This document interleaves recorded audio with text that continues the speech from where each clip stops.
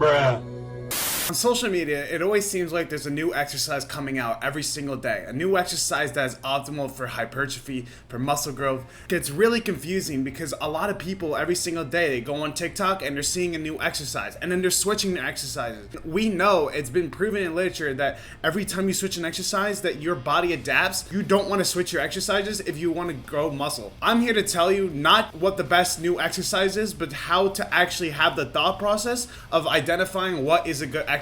Number one is stability. So the most important thing, especially for muscle growth and hypertrophy, you want to prioritize stability. For example, on a row, if you want to do rows for your back, you'd rather do a chest supported row on a chest supported machine than, let's say, a bent over barbell row. And why is this? It's because on the chest supported machine, you have significantly better balance and you don't have to worry about balancing yourself and keeping yourself in a correct position when you're doing a barbell row. When you're doing a barbell row, you're putting a lot of strain on other muscles in your back, especially your posterior chain, which is good if you're a powerlifter or something, but if you're really focused on hypertrophy, you want to be doing a chest supported row because you can focus purely on your back. You don't have to worry about having variables such as keeping balance and having proper form on the barbell row, especially on a chest supported machine. It just keeps you in that form and you want to stay with a machine like that. Another example is triceps. So in tricep pushdowns, especially when you get really heavy, a lot of your core gets engaged. If you ever tried putting on like the stack or more on a tricep pushdown, you will feel it in your abs and it hurts. It really hurts. For me especially, it hurts. It kills me. So what I do is pull up a seat to the cables and then I do push downs with my body supported by the bench. It takes out my core and all I have to worry about is loading onto my triceps. When you don't have the proper stability on a movement, the amount of output that you can produce is reduced and the amount of focus that you can have on your targeted muscle is reduced. You need to look for exercises that allow you to progress over time. You need to make sure that the exercise you're choosing allows you to go up and has the weight capacity is what I'll call it, to let you train it for 7 months if you need to, or years. If you have machines at your gym that are switch loaded, you don't want to do those because you can only go as high up as the machine lets you. So when you go past that machine, you have to either switch your exercise, switch gyms, or something else. You want to look for machines that are plate loaded. Plate loaded machines are the best because they have a lot of weight capacity and it's very easy to microload with them. On a plate loaded machine, you can easily add 1.25 pound plates or 2.5 pound plates onto the plate loaded machine, and that is very easy to microload. If you don't have plate loaded machines that you like, you need to find a machine that lets you use a gym pin. When you progress over time, you're probably going to stack this machine. And what are you going to do after you stack this machine? If you have a gym pin and it lets you use it, then you put the gym pin in, you put the extra weight on, and then you're doing great. If your machine doesn't let you use a gym pin, for example, sometimes machines have like plates in front of them, you don't want to use that machine. You want to try finding something else. Another thing I would avoid is dumbbells. This might be controversial, but dumbbells are very hard to progress sometimes because you have to make 5-pound jumps. So let's say you're doing a bicep curl and you're curling 35s. To jump to 40 pounds is really hard. Whereas on a preacher curl, for example, you can load 120 pounds on a preacher curl, put it on a 2.5, and it's much easier to progress while doing the preacher curl than it is to put 5 pounds onto the curl. The better the machine is, or the better the exercise is for you, is how easy it is to microload. So let's say you're doing a leg press, for example. The leg press is the easiest thing to microload on. You literally just throw on 2.5s on both sides and you won't even feel a difference. Whereas when you're trying to add 2.5 pounds to your squat, it might be a lot harder. You want to find exercises that are very easy to add on weight and to feel less of a challenge to progress. Usually for exercises like this, it's usually when you can load a lot of weight on. So like I do hack squats, for example, and I put 220 pounds on both sides. So for me to progress, all I have to do is slap on 2.5. The ratio of the amount of weight that I'm putting on, which is 2.5 pounds, compared to the total amount of weight that I have on that machine is what makes it so easy to progress. You want to look for movements or machines that have a lot of weight load, and the ratio of adding on weight is significantly lower than other exercises. So again, for the example of the curl, you have to do the 35 to 40. The percentage difference between going from a 35 to 40 is significantly harder than on the preacher curl when you're going from 120 to 122.5. The difference is big and it's going to help you microload and progressive overload and grow over time. Now that you've selected these exercises, you want to stick to these exercises for as long as you possibly can. So here here's what I'm really trying to get at. Instead of doing, let's say, free weights, standing lat raises, you want to do seated machine, chest supported lat raises. Another example is doing squats. You're doing barbell squats. You have a lot of factors like your limb length and your the support on your back. And are you able to hold up this weight, keep the balance in your core? When you could be doing hack squats, which takes out all those variables and it focuses purely on the squat pattern, and that will let you progress more, focus more on the output in the lift, and then over time you'll grow more. If you're looking for the best exercise per each muscle, almost 100% of the time, no matter all these new influencing things, they're all trying to do the same thing. For a chest, it's always some kind of press and a fly. For a back, it's always some kind of row and a pull down. For a shoulder, it's always some kind of press and a lat raise. Every single muscle has only 2 to 3 main mechanics. You can't really do so many more. When you're programming your workouts, I would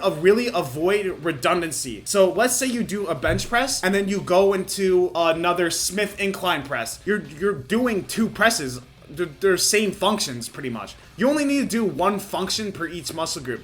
So please don't overcomplicate your exercise choices. Use these tips to look for exercises that work for you. And I promise you, if you stick to them, over time, you will grow so much. If you want more tips like this, if you want to see why not to switch exercises, and I have some videos on that, I can pop it up. If you really enjoy this type of content, I'm here to stay. I'm an aspiring natural bodybuilder. So please subscribe to join me on my journey. I'll be teaching everything that I know. And I promise you, just stick to these things and you will grow.